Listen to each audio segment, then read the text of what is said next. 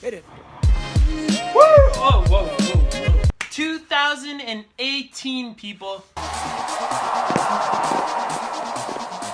2018, a new year, new challenge, new opportunities, new mission. Guys, we officially hit 16,000 subscribers. Yes! Yes! Yes! Yes! 16,000! Are you kidding me? Let me tell you guys something.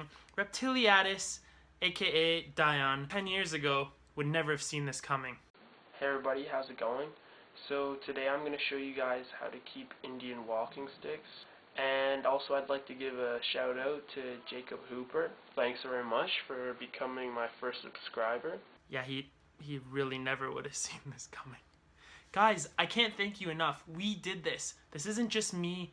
This is you guys. If you weren't watching this channel, if you weren't enjoying what you were seeing,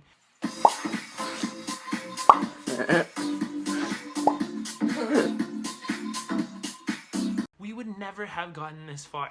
And I cannot thank you guys enough for this. This has really been exciting. I'm so happy that I get to channel my creativity and my passion for animals into this platform and share it all with you guys and communicate and learn from each other. And I think it's really, really exciting that today, on the first day of January 2018, we hit 16,000 subscribers. On to the next milestone of 20,000, and then 50, and then let's see where we go from there. Essentially, I just wanted to say thank you all so much for this, and let's all give ourselves a pat on the back, pat on the shoulder. We really deserve this. Thank you guys. Now, you may have noticed my recent push to produce and upload content in the last few weeks, and I'm really gonna try and keep up with this momentum, you know, get the wave going, keep it going strong, and see where it goes. Now, with that being said, one thing I haven't emphasized too much on is collecting eggs. I mostly breed Reptiliatus geckos, which are the Madagascar leaf-tailed gecko genus. And a lot of people ask about seasons and when these animals are breeding most. And frankly speaking, yes, there sort of are seasonal breeding times. However, in my collection, I find that my animals sort of do whatever they want. And what I mean by that is that oftentimes I have animals that won't breed all summer, and then they decide to start laying eggs in the middle of the winter when most of the other animals aren't. So I can't really tell you what a season looks like for these Reptiliatus geckos, because frankly speaking, in my own personal experience, despite reducing daylight hours, despite reducing humidity and increasing the humidity come spring, my animals sort of do their own thing. So based on my experience, that's all I can share, if that makes sense. So although the eggs aren't very abundant this time of the year, I'm still collecting them. So I thought, hey, I'm gonna go look for some eggs, and I'd love to show you guys how I collect them. I have made similar videos like this before, and for those of you that are wondering how to incubate calcified eggs, or specifically leaf-tailed gecko eggs, follow the link up here, as that video there will tell you exactly how to incubate them. And that's the method I'm going to be using in this video. So without further ado, let's go look for some leaf-tailed gecko eggs, guys. Okay, pardon the shaky camera. So I've prepared a few containers here for eggs. I took the liberty of checking out one enclosure. You see, I've rehoused some juvenile Reptiliatus henkeli, and I'll show you one of them here. This tank still kind of needs a makeover, but check out this gorgeous animal. Woo! Produced here, guys. Really excited to have this guy on board as a future breeder. However, when I was going through this enclosure, I did end up finding an egg that was like all crushed up, which is really unfortunate. It's dried up shell. But I did also find one egg here, and it is fertile. I did candle it with my iPhone flashlight. That flashlight works wonders for candling eggs. Thumbs up if you guys agree and you do the same with your animals. But, oh, hey, isopod, go away. That is not for you. Thank you. Shoot. We're going to take this egg and we're going to place it in an incubation container. And for the Reptiliatus henkeli, I find they take an obscene amount of time to incubate at room temperature. In my experience, they've taken anywhere from, let's say, 4 to 6 months, if not longer. Too long for my books, so what I actually do for my Reptiliatus henkeli is I place them into the incubation containers outlined in the video link I previously showed, and then I place them into a Zoomed incubator, the Hovabator, set to 78 degrees Fahrenheit, and at those temperatures the eggs usually take about, I want to say 160 days or so. That's usually my average, 150 to 160 days for the Henkellies. So let's put this egg into an incubator.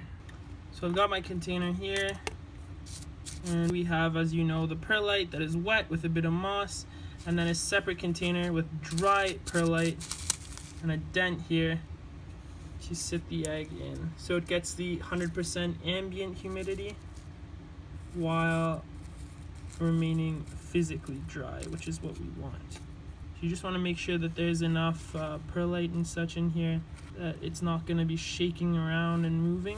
You don't want your egg to move around. So if you can get it snug in there, that's best. But basically that's just gonna go on like that.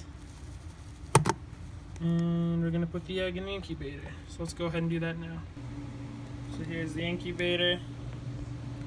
Got a few eggs in here already. I don't ever incubate my Eufantasticus in here. They incubate at room temperature.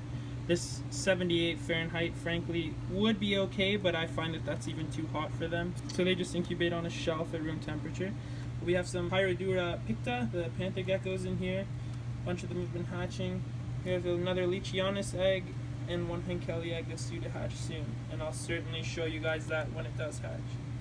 So let's go look at the Fants now and see what they've been up to. Okay guys, so I already knew that this female and male have been getting jiggy with it. You know what I mean? And I did notice here that we had some eggs. 3. It's an interesting uneven number. This happens sometimes. Her ovaries just, release one egg and it gets calcified, and so you can have a smaller clutch. But yeah, with that being said, this is from 2 clutches because they only lay 2 eggs at a time at most. There may have been rare exceptions if I recall, but generally speaking, that's the amount. So let's go ahead and gently collect these eggs as well. Put them in an incubator.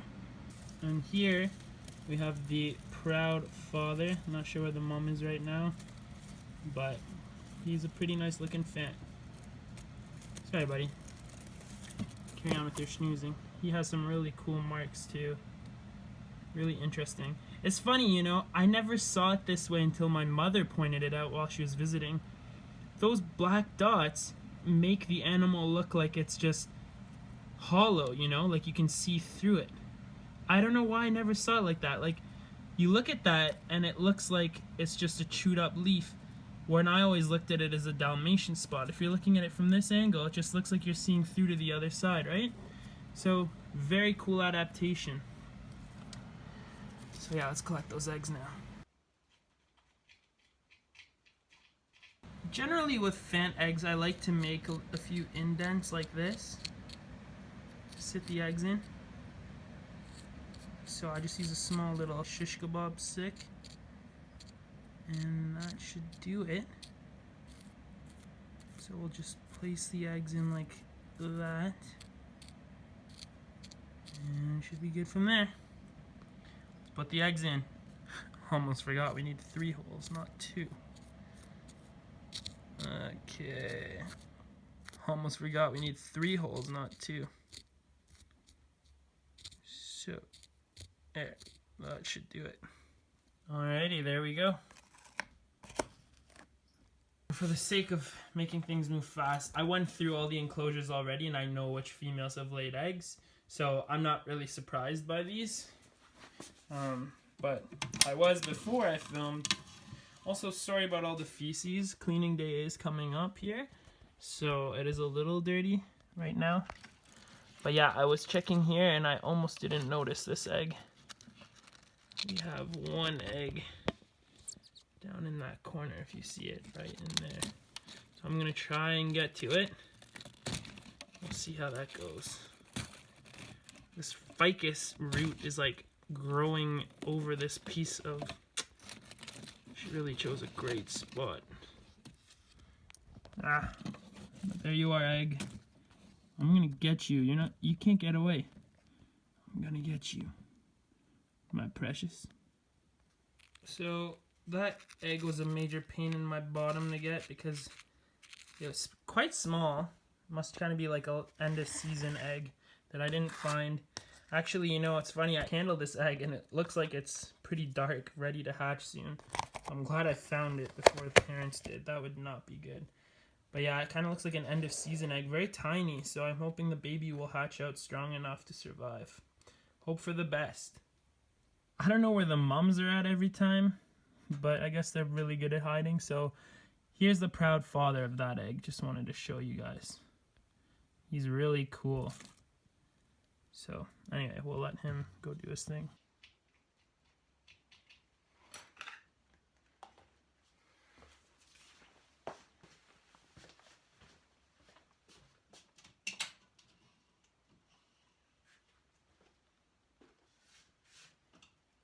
So in this enclosure, we have a trio living in here. Oh, hey, buddy. So can't say this is the proud father for sure, because there's another one in here that could be the father. The other male is back here, sleeping. He's in shed. There you go. So this is the female. She fires up quite red and has those beautiful lichen spots.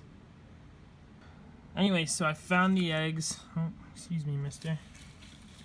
Found the eggs back here the other day. I just have to see if I can gently move all this.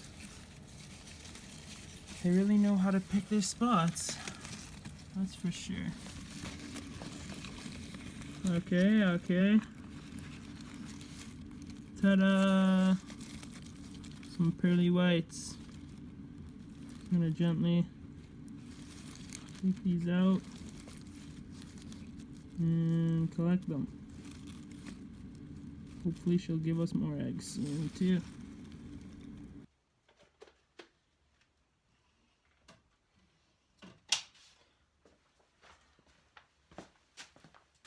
Alright guys, so what a successful haul. Pretty awesome for your average day here. Doesn't happen too often in the winter, as I said, but can't complain about finding fan eggs. Hopefully we'll get tons more come the springtime. Now, another thing I want to ask you guys, you might remember me saying something about wanting to do a Q&A question and answer video a few months back. Yeah, I never followed through with that. Guys, I'd really like to do this video. I think it'll be a lot of fun, let you get to know a little bit more about me. So please, if you have any questions you'd like me to answer, comment down below. You know, type your questions in and I'll gladly answer them in a Q&A video I plan to do very soon. So thanks guys so much for watching. Remember, if you're new here, please feel free to subscribe. I really hope you enjoy the content. If you're a regular, thanks so much for supporting me. It means the world. Again, thank you guys. We hit 16,000 subscribers today. I couldn't even dream of getting this far with it. I just think, I don't know, I can't thank you guys enough. It's really cool that we've made it this far. So thanks guys for watching again. Don't forget to give this video a thumbs up if you enjoyed it, and I'll try my best to answer any questions that we have in the comment section. Have a great week guys, and again, Happy New Year. All the best going forward into 2018. See you guys soon.